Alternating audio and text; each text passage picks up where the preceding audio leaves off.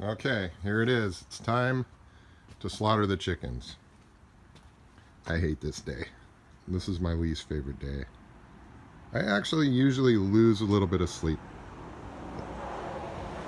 It's no fun. I gotta do 6 chickens today, but they quit laying eggs and it's time for them to go to freezer camp. It's just the way it goes around here. Okay, so just real quick, this is my setup. If you can't tell, I slap these things together. So what we're going to start with is this. This is my little catcher hook. This is where I catch the legs of the chicken to pull it back to me.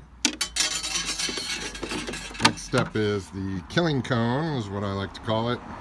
Screw this to a tree. It's got a hole in the top and the bottom. Sometimes I usually use a milk crate, but I think this is going to work a lot better. It's a little bit bigger. And then this goes underneath to catch the blood. I'm going to put a little bit of water in this bucket so it's easier to deal with. That way the blood doesn't coagulate. I'm going to bring it back here.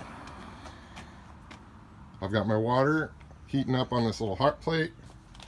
I've got my thermometer so I can make sure it's between 135 140 degrees.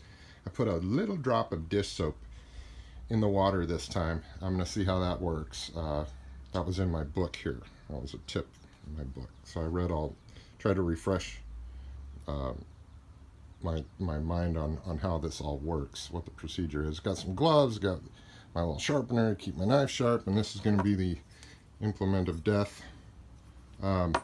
So what I'm going to do is put this on the tree, hang them in there upside down, pull their neck out, grab their beak, pull it down, grab the knife, start behind the beak, and slice up around the top of their head to the base of their skull.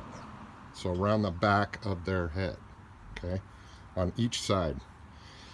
And that should sever the